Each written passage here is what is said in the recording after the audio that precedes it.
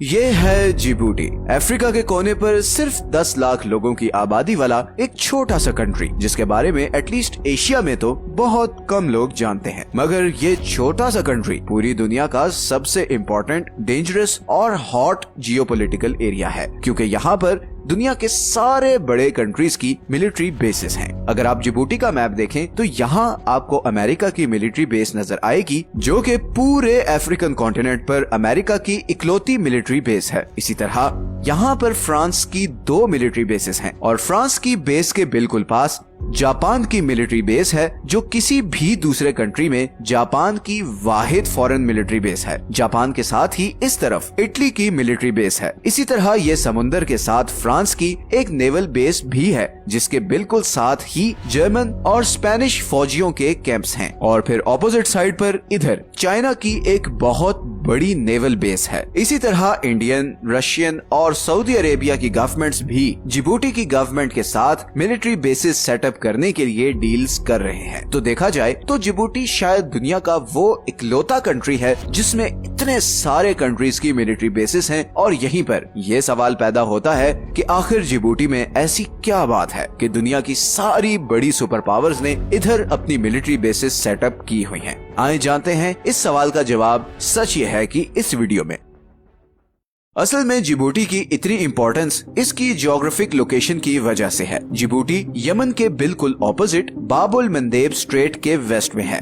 बाबुल मंदेब straight 28 kilometre की ये पतली सी जगह है, जहां से सारे समुद्री जहाज इंडियन ओशन को क्रॉस करते हुए रेड सी में एंटर होते हैं और फिर सुएज कैनाल को क्रॉस करके मेडिटेरेनियन सी में निकल जाते हैं और वहां से फिर वो सारे यूरोपियन कंट्रीज तक पहुंचते हैं। तो बेसिकली एशिया और मिडिल ईस्ट को यूरोप से कनेक्ट करने का ये सबसे शॉर्टेस्ट रूट है और यही चीज इसे इतना ज्यादा जियोपॉलिटिकली इम्पोर्टेंट बनाती है, स्पेशली अगर हम ऑयल और गैस सप्लाई की बात करें। पूरी दुनिया की 10% ऑयल एंड 6% नेचुरल गैस की सप्लाई इसी 28 किलोमीटर के चोक पॉइंट से गुजरती है और ये सारी गैस और ऑयल आता है इधर पर्शियन गल्फ से।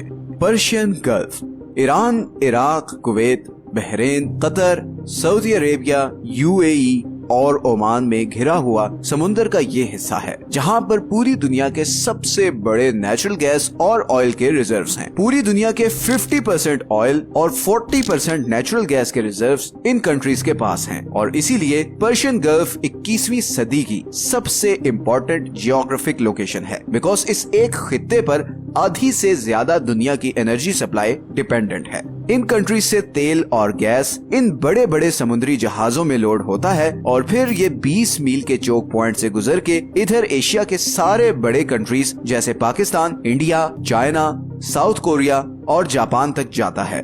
और इसी तरह बाकी तेल और गैस इधर अरेबियन सी से होते हुए इंडियन ओशन में आता है और फिर बाबल मंदेब को क्रॉस करके सुएज कैनाल के थ्रू यूरोपियन कंट्रीज तक जाता है। 2022 के स्टैटिस्टिक्स के मुताबिक पूरे यूरोप की 20% ऑयल इंपोर्ट और 24% गैस इंपोर्ट इसी बाबल मंदेब स्ट्रेट से गुजर कर आती है और इसीलिए अगर ये स्ट्रेट किसी भी वजह से ब्लॉक हो जाए तो यूरोपियन इकोनॉमीज जबरदस्त फाइनेंशियल क्राइसिस का शिकार हो जाएंगी, बिकॉज फिर यूरोप पहुंचने का सिर्फ एक रूट है और वो इतना लंबा है कि पूरे अफ्रीकन कॉन्टिनेंट को क्रॉस करके ही आप यूरोप पहुंच सकते हो और इसमें न सिर्फ टाइम और खर्चा ज्यादा लगता है बल्कि ये रूट काफी डेंजरस भी है। ऐसा ही कुछ हुआ था मार्च 2021 में, जब सुएज कैनाल में एक शिप फंस गई थी और वर्ल्ड इकोनॉमी को 9.6 बिलियन डॉलर्स का नुकसान हुआ था। मगर जिस कंट्री के लिए ये स्ट्रेट सबसे ज्यादा इम्पोर्टेंट है वो है सऊदी अरेबिया।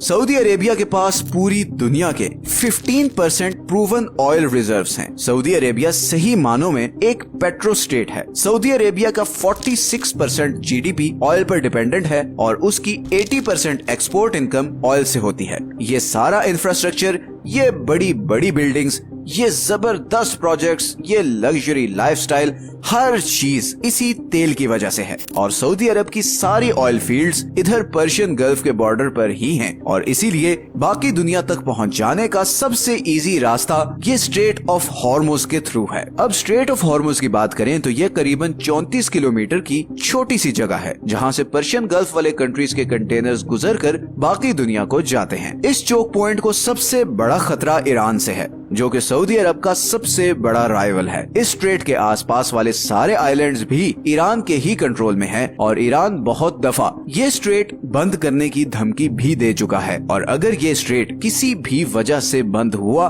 तो सऊदी अरब की इकोनॉमी महीनों में कोलैप्स कर जाएगी। इसी रिस्क को कम करने के लिए सऊदीज ने सऊदी अरब के ईस्टर्न बॉर्डर से लेकर वेस्टर्न बॉर्डर तक 1200 किलोमीटर लंबी एक पाइपलाइन बनाई, जिसके जरिए लिमिटेड क्वांटिटी में पर्शियन गल्फ से निकलने वाला ऑयल इधर रेड सी तक पहुंचाया जाता है और फिर यहाँ से ये ऑयल आगे स्वेज कैनाल क्रॉस करके यूरोप तक जाता है। लेकिन फिर 2014 में यमन में शिया और सुन्नी ग्रुप्स के दरमियान एक सिविल वॉर शुरू हो गई एंड शिया हौसियों ने यमन के कैपिटल सना का कंट्रोल ले लिया।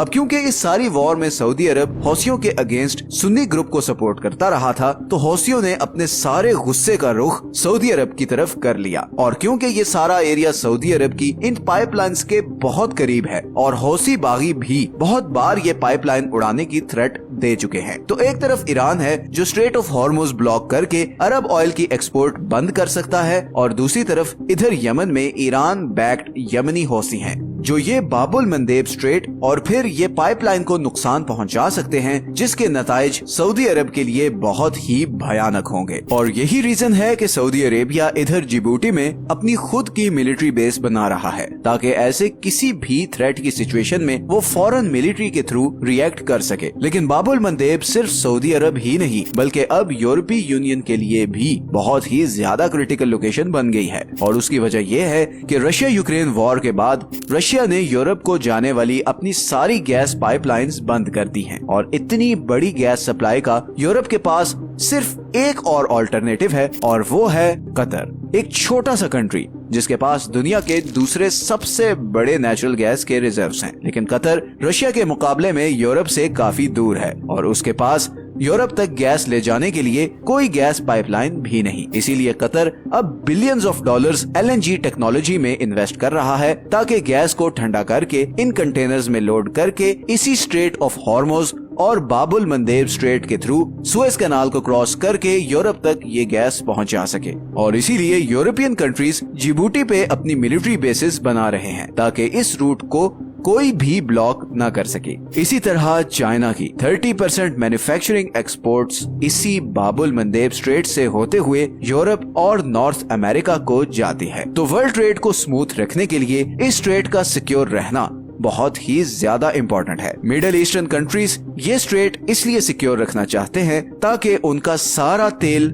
और गैस स्मूथली यूरोपियन कंट्रीज तक पहुंच जाए। चाइना के लिए ये स्ट्रेट इसलिए इम्पोर्टेंट है बिकॉज उसकी मेजॉरिटी एक्सपोर्ट्स इसी रास्ते से दूसरी मार्केट्स तक जाती हैं और इन्हीं एक्सपोर्ट्स से चाइना की इकोनॉमी चलती है। अमेरिका इधर मिलिट्री बेस बनाकर इसलिए बैठा है कि इस सारे ग्लोबल ट्रेड पर नजर रख सके और चाइना या किसी और कंट्री को इस रूट का कंप्लीट कंट्रोल हासिल न करने दे। लेकिन इतने सारे कंट्रीज की यहाँ मिलिट्री बेसिस होने की एक और वजह ये भी है कि ये सारा एरिया बहुत ही अनस्टेबल और खतरनाक है। इस स्ट्रेट के एक तरफ यमन है जो पिछले कुछ बरसों से खूनी सिविल वॉर का शिकार है और दूसरी तरफ एरिट्रिया, इथियोपिया और मोलिया जैसी अफ्रीकन कंट्रीज हैं जिनमें लॉ एंड ऑर्डर सिचुएशन बहुत सख्त खराब है। और फिर इस तरफ सोमालिया है जहाँ के पायरेट्स अक्सर इन ट्रेड रूट्स पर आने वाले कंटेनर्स पर अटैक करते रहते हैं और कई दफा तो वो इन शिप्स को लूट भी लेते हैं। इसीलिए सारे बड़े कंट्रीज ने इस बात पे एग्री किया कि इस रीजन में उनकी मिलिट्री बेसिस होनी चाहिए ताकि वर्ल्ड ट्रेड को इन सारी थ्रेट्स से बचाकर ये ट्रेड का फ्लो स्मूथ रखा जा सके। और इस सारे एरिया में बेस बनाने के लिए जिबूटी से बेहतर और कोई कंट्री नहीं। जिबूटी इस पूरे अफ्रीकन रीजन में शायद सबसे पीसफुल कंट्री है और अगर देखा जाए तो अफ्रीका बहुत हैवीली